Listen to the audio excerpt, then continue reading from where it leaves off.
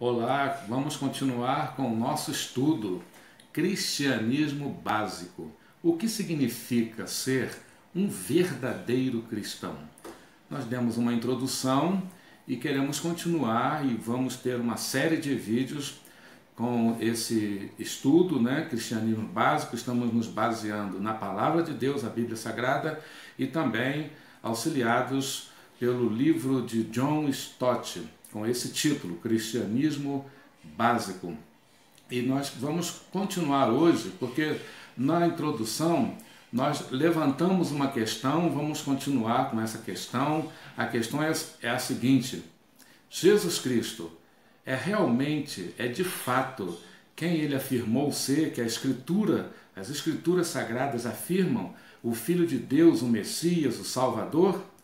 Ou era ele alguém que fez reivindicações lunáticas? Porque ele mesmo afirmou que ele era o Filho de Deus, que ele era o Messias, que ele era o Salvador.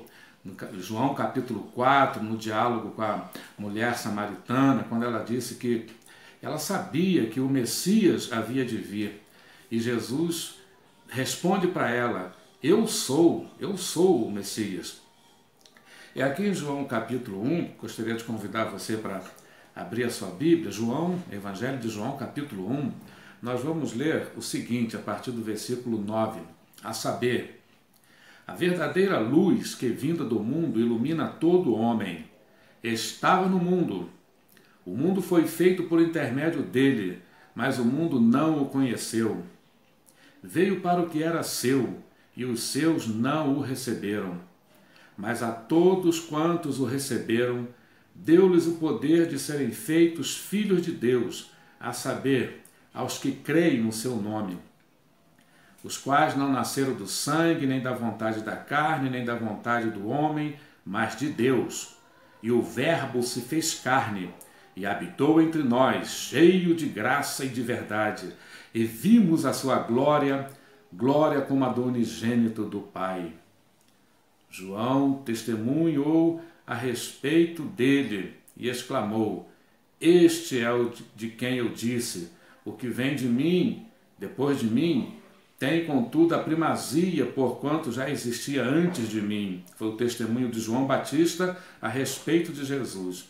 Porque todos nós temos recebido da sua plenitude, e graça sobre graça. Porque a lei foi dada por intermédio de Moisés. A graça e a verdade, porém, vieram por meio de Jesus Cristo. Ninguém jamais viu a Deus. O Deus unigênito que está no seio do Pai é quem o revelou. Jesus Cristo, a revelação do Pai, é o Deus encarnado. Essa é a nossa base de fé do cristianismo.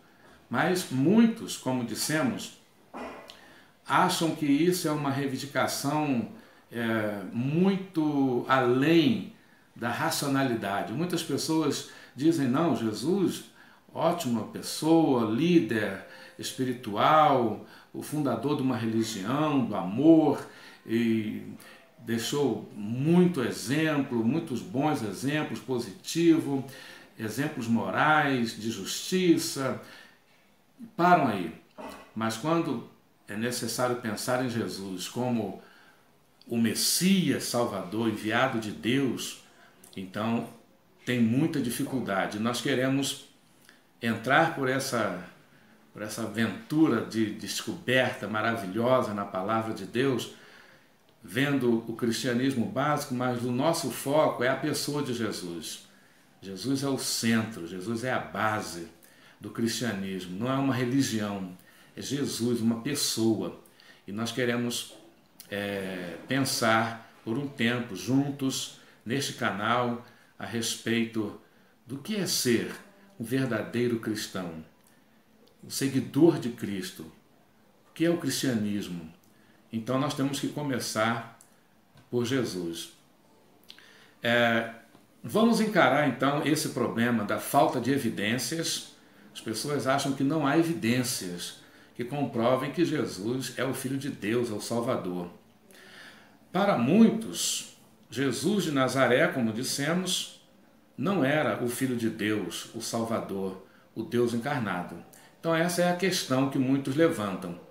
Agora, se Jesus não era quem ele mesmo dizia ser, o Filho de Deus, o Salvador, sendo um com o Pai, então seria ele um lunático, como perguntamos no primeiro encontro?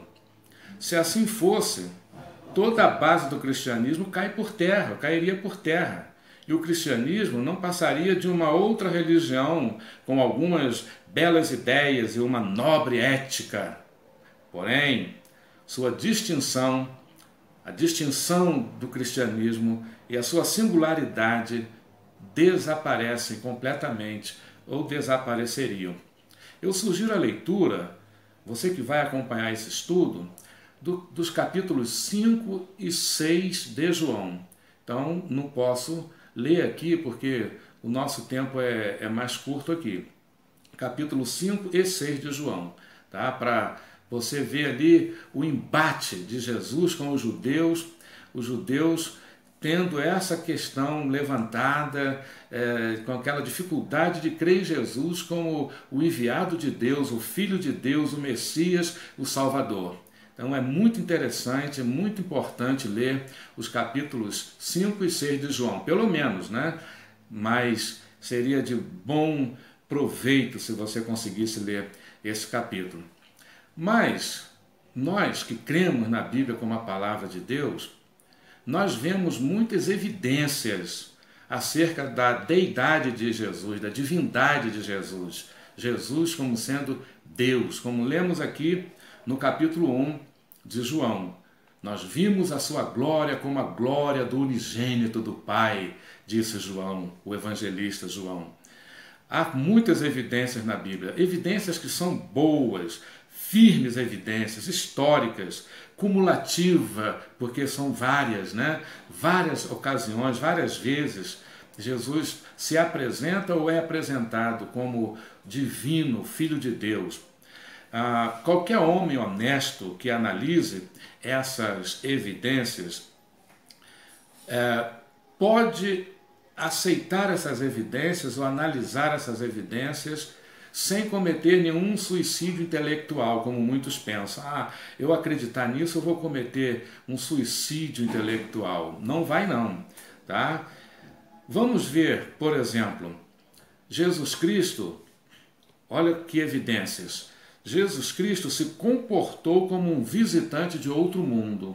Ele sempre disse ser do outro mundo. Em João 8, 23, ele afirma isso. Vocês são de baixo, eu sou de cima. Eu sou do outro mundo. Então, ou nós cremos que isso é uma prova da sua divindade, ou vamos ter que considerá-lo um lunático, ou alguém que sofria de esquizofrenia, alguma coisa assim, né? Eu sou de outro mundo, né? Característica da esquizofrenia. Mas Jesus afirmava que ele era de outro mundo, e nós jamais cremos que ele sofresse, né, de esquizofrenia. Jesus sabia muito bem o que ele estava falando. Segunda, seu poder, sua gentileza, alguém que tinha tanto poder, mas ao mesmo tempo era tão gentil no trato com as pessoas, tão amoroso, não é? Os judeus esperavam um Messias que chegasse arrebentando com tudo, destruindo os inimigos dos judeus. E Jesus vem com poder, glória, mas ele vem de uma forma gentil. A sua retidão, sem transigência, não negociava a sua retidão, não buscou as autoridades, não buscou poder político para obter apoio, não, sem transigência, a sua retidão. A sua terna compaixão. Jesus tinha uma compaixão inigualável, tinha e tem, porque ele é o mesmo ontem, hoje e será eternamente. Terna compaixão. Seu cuidado pelas crianças, seu amor pelos párias sociais, aqueles que eram desprezados pela sociedade, Jesus demonstrava compaixão, amor, misericórdia. Seu autocontrole, seu autossacrifício conquistaram a admiração do mundo. E o mais extraordinário, para encerrarmos esse nosso segundo encontro, o mais extraordinário, ou a mais extraordinária evidência: a sua morte cruel não foi o seu fim. Então isso é singular. Nenhum outro líder, se quiser comparar Jesus com líder religioso, não se compara, mas nenhum outro líder religioso pôde falar da sua morte com autoridade, dizendo que a sua vida ele ia entregar e ia tomar de volta. A sua morte cruel não foi o seu fim, porque ele ressurgiu, diz a Bíblia, ressurgiu dentre os mortos. A evidência circunstancial de sua ressurreição é muito convincente. Há evidências na Bíblia sobre a ressurreição de Jesus. E nós vamos analisar isso daqui para frente. Que Jesus Cristo abençoe as nossas mentes, abra as nossas mentes para entendermos a sua palavra. Amém.